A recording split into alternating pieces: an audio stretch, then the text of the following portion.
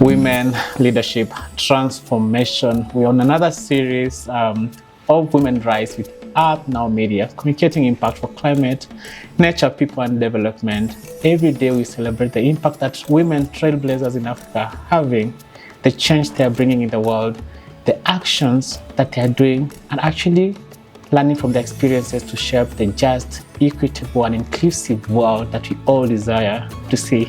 And joining me today is the one and only Gloria Kisilu, who is a woman trailblazer doing a lot in the field of fashion and really creating economies for women and grassroots across Africa. And Gloria, how are you? I'm doing well. How about you? I'm good. How is everything and how are you doing the new year? So far so good. I'm grateful for the new year and also excited for the new opportunities. Amazing. And I know that many people are watching and listening to you and they're wondering who is Gloria. Could you shed some light into who Gloria Kisilu is, where she comes from, what she does? Okay. My name is Gloria Kisilu. I am the founder of the Shaba. What we do is we work with rural artisans to hand make beautiful sisal bags. And the innovative thing about our business is it's a digital supply chain, whereby we're able to digitize the process of the handcraft sector within Kenya. Mm-hmm. Yeah. Amazing. The Shaba, that's a unique name. And actually, of course, we followed your journey and seeing that you're creating a market and a value system for women. Yes. The grassroots were really interacting with some of these cash crops that at times don't get to the market space, and you're making an opportunity for them to earn a living and even for you to employ more young people and women in this regard. Having excelled in this space, could you shed some light into how the experience has been for you? Well, it's honestly been a journey. We'd be hitting 4 years in April. Congrats. So, thank you. So, with building of Shaba, we had different growth probably phases. So, the first one was finding out what the problem is with the communities, and also is a solution we want to cater to them, actually matching what they actually need or actually what the market wants. So that was the first thing with Shaba. So we kind of figured it out, and that was the first community visit whereby I went to Machakos, and we had a group of around 30 women having a discussion around what products do they make, what markets do they go to, other than the physical sales, do they actually use online markets? If not, what are the challenges, things like that. And then the second stage was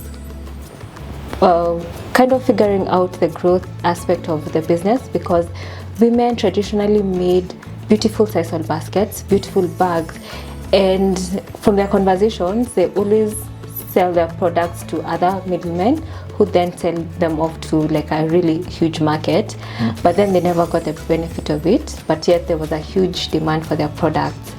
So the second phase was just trying to figure out the market itself, what the market wants, does it really align with what the women want, and we got so much learning from it. And then now the third phase was now incorporating the tech aspect, and also refining the product that we actually currently have, because again, what the women make and also what the market wants, there was a difference in the quality and also the design. So we also came in and stepped into that aspect. Amazing. And talking about a product, I've seen this great number of different items that you have on the line. Would you also talk to us about that when you visit the Shaba shop? What kind of things are you gonna see? Oh yes, so we have a workshop whereby this is a space where we assemble the product. So the bags come as the sisal base, so the communities make the sisal aspect, and then what we do at the workshop, we make the fabric parts, so the lining of the bags as well as the leather. So that's what you're going to see and experience within the workshop. And then you'll also see the different types of bags that we have, the 20 sling bag, we have the Wahura bucket bag, recently added the Waki, and also we are adding 2 more bags to the product line. Wow, amazing. And of course, there's a woman with shaping and changing the narratives. This is really amazing. First, congratulations to just bring this product to the market and seeing the potential that we can have when we engage grassroots from what they're doing and innovatively creating solutions around these value chains. Then what role do you see women leaders are playing in, one, advancing the climate and environmental narratives, coming from this value chain? I think Shaba sits at a unique standpoint whereby you're able to see women leadership within the community, the business level, and those two aspects give us a wider perspective. So within the community, we'd notice that the women are also in groups, and also they're the ones championing the aspect of using sustainable fibers compared to plastic polythene bags. So they were also quite keen around the type of fiber that we use. So it was largely from the women that they championed sisal, and also it's that aspect of the women within the rural areas have a slight understanding on the environmental impact, because in 2022 when we were doing our community visits, majority of our communities are in arid and semi-arid areas, which means it's completely dry. And when the drought hit, they were also largely affected. So there was scarcity of water, also their livestock. So they do understand the effects of climate change, and they're also very keen around how they produce and also minimizing waste during production. So from that, the community side aspect. From the women side aspect, in terms of leadership and climate, we're finding more and more young people championing the aspect of climate change and also the aspect of sustainability. Largely women, not sure why the men are lagging behind. Yes, but also I think also it's within the fashion space, but more women within the fashion space are absorbing or aligning with the sustainability and practices, as well as understanding the aspect of climate change. Yeah. I love how you put it, that actually the solution, they have nature-based solutions using a natural fiber as opposed to plastics and some of the synthetic materials that of course are throwing and killing our ecosystem. So really also amazing that this is a space that allows the world to actually see women as leaders, solution makers, and actually using products that we can see they actually come from nature, and they naturally also degrade to go back to the environment without hurting it. So really amazing that you're working with the men in this regard. And Gloria, let's face it, to be where you are, it's definitely not been an easy journey. So just wondering, what are some of the challenges you've faced in the journey of making Shaba what it is today, and if maybe you've been able to solve, how have you managed to go around that and create some solutions from those challenges? Interesting question. So with every stage, you always have different sets of challenges, and also the challenges ideally keep on evolving. So when we're starting out, the challenge was people seeing the benefit of what we do, because largely within the fashion industry, you'd find that it's just production of synthetic fiber. It's also production and low wages for artisans as well. So we really wanted to make a change in that regard, and we ideally didn't have a lot of resources starting off, but then we were very stern about we want fair wages for our artisans, as well as we want something sustainable and environmentally cautious. And we got a lot of pull and push, because again there are a lot of middlemen who take from the community, and also for some communities, not all of them, some communities didn't understand the need of why we insisted on sisal, why we insisted on no coloring, until we sorted out that aspect of environmental impact. And the challenge was largely around people understanding our values and also understanding the direction that we wanted to go. And then after that, the second challenge again was in terms of growth. We had the challenge of, we figured out logistics and things like that, but then we need extra financing to push the product. So that which is especially new when people are doing these startups. And yes, 100% agree. So that was a challenge, and it also made us rethink our business model, because in as much as we have the tech component, we have the social impact, we have tangible quantitative impact, environmental and also social, we also needed to ensure that the business is sustainable by itself.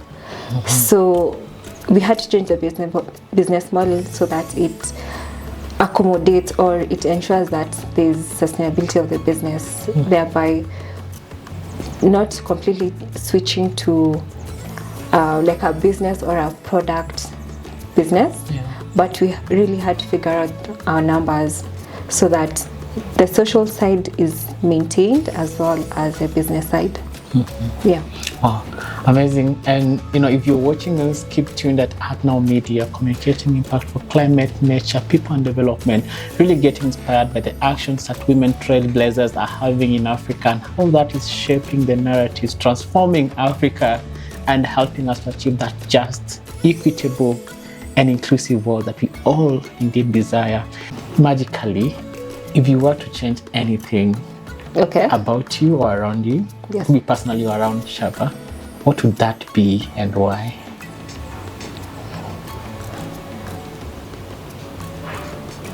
It's a deep one. Yeah, that's a very deep one. But I think around the environment or people's perspective on sustainable products, because largely for you to have a product, a high quality product that will last, it's definitely going to be a bit pricey, and people ideally don't understand the pricing behind it. So if you look down to the value chain, because for us we also work with the smallholder farmers, it's the pricing from the farm itself to the farmers to the artisans and then to our workshop and then final product where you get it. So it's an entire value chain, and I think there's a lot that has been lost with fast fashion, whereby you don't really see the value chain, whereby from farm all the way to the shelf. And that's something probably I'd want to change, or I'd want people to appreciate more.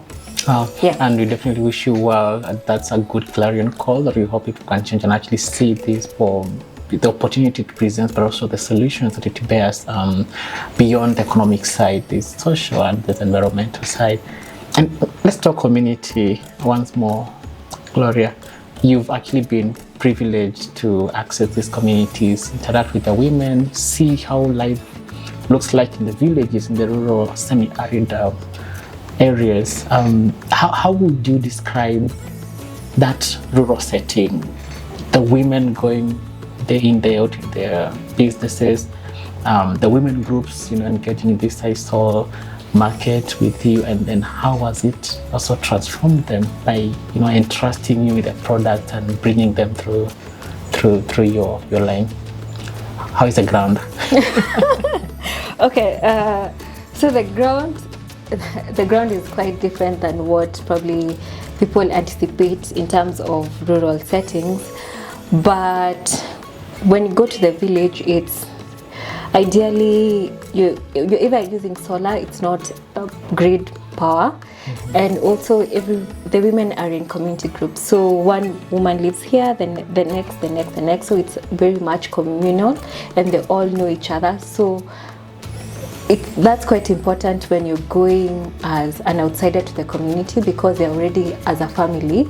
So what you promise them is something that you also need to uphold. And something interesting was also the type of livelihoods that the women actually partake, because it's not just sisal, but the women also do goat keeping, they also do honeybee keeping, they also do chicken. So those are some of the activities that we also use to benchmark to see if we actually have an impact within the environment or to the community itself or not. And once we started with this one community, and we'd also be going there tomorrow, is they only had around 10 goats, but now the goats have risen to around 90. So each woman has around 3 goats taken care of. This is minus a chicken, minus everything. And also there was a woman who just called me aside one of the time and also told me, because of the work of the sisal, then they're also able to have food for their families. They're also able to have milk, they can plan themselves consistently, because with Shaba it's consistent income each and every month. So those are some of the stories that tell you you're doing something, and there is transformation. And that's the impact, like that you bringing solutions. It's economically empowering the communities as it supports your business, but also really dignifying them, because at times, like you said, this perpetual middleman culture deprives them of the very dignity and the opportunity to actually earn from the hard work that they've done on their farm. So I'm really glad that this is that trend being shifted through the Shaba and what you're doing with the women. And of course, seeing the picture of them using the proceeds from this business, or selling to, support their other livelihoods at the village level. And, I know it also goes to, supporting education for their kids. We talked about food, and I'm sure there are other social security aspects that it covers. And again, like I've said, we wish you all the best. Which brings me to the next question. As you look into the future, like what do we expect Shaba to be, and what is that ideal future on your business model and the clientele that you're working with? So I think about Shaba in 3 ways. So design, impact, and tech. So the 3 of them have to go together even in the future. So in terms of design, adding more products and also entering new markets, because we have a large capacity of just taking high quality products, artisanal products made in Kenya to the international market and also domestic. In terms of impact, we really want to impact more women, also more communities. So currently we're just doing artisans, the women who weave, but now we've also included smallholder farmers who are planting sisal. So we want to increase the numbers there, as well as increase the profit margins that they get from our products. So currently, if they produce a sisal products for us, they earn around 150% higher profit margins. So we really want to increase that number as well as increase the communities across Kenya, because we've been getting a huge demand from the communities themselves, asking if we could give their solution to different communities within the neighborhood. And we also want to do that as well, so that it's not just one community we're working with. There are several communities within a specific region. And lastly, in terms of tech, we also want to upgrade the type of tech that we have, because also within the industry we notice that a lot of businesses, fashion business and artisanal businesses, don't have the knowledge or don't have the data to inform what they're doing, because a lot of the time it's this season you sold this amount of pieces, things like that, but then you don't really have a system to track which artisan did well, where could you improve, things like that. So we also want to ensure that the tech grows, whereby we could also provide it as a subscription service to other businesses. Amazing. I'm talking about technology and tracking. Of course, you have a market that is growing, not just in Kenya, Africa, but across the world. Would you talk to us about where some of these markets are, and also maybe is your chance to also pitch to us where we can find the Shaba and how we can make orders for people who want to purchase your products? Yes, so last year is when we started doing exports. So we exported to Spain, and also are stocking in a shop in Zanzibar, Chaco. So this year we want to increase those numbers across Europe and the US. So we're very keen and happy about it, and excited as well. For you to buy a product, you could either check out our website at www.theshaba.com or visit our social media, send us a DM, and we'll ship the product to you. Yes. Amazing. And the amazing Gloria, the lady behind the Shaba, amazing product, and really bringing gender justice in the region, economic empowerment for women and grassroots who are leading in these products, raw products that actually can give them an income, and really also seeing the aspect of environmental conservation, that they're not just doing it for the money, they are doing it for communities, they're doing it for nature. What a story, what a moment. Before I let you go, Gloria, there is a young girl somewhere, a young boy, there's a woman somewhere in the rural communities across the world who would actually want to engage in this space. Maybe they think they're not enough, they don't have what it takes to invest in a program like yours. What would your encouragement be to them? This is your camera, speak to them. Okay. My encouragement to anyone who wants to come into the industry is find a community whereby you're able to learn from them, because in many ways the artisanal space, the fashion space, it's more of learning other than you going to teach them and tell them what to do. It's more of learning, having that attitude of learning as a learner. The second thing would be, once you go to the community, it's that aspect of communicating your vision so that people are in line with what you want to do, and it makes things a lot more easier, and just finding people who are in the space who are doing what you want to do. So that would be my take home. If you don't get inspired by that, I'm not sure what will inspire you. The amazing Gloria Kisilu, the woman behind Shaba, and really what a challenge, what a moment, what an inspiration. Stay tuned at Artisanal Media to communicate more with us on climate impacts for climate, of course, nature, people, and development. Until next time, this has been Kaloki Paul Mutuku and the Women Rise.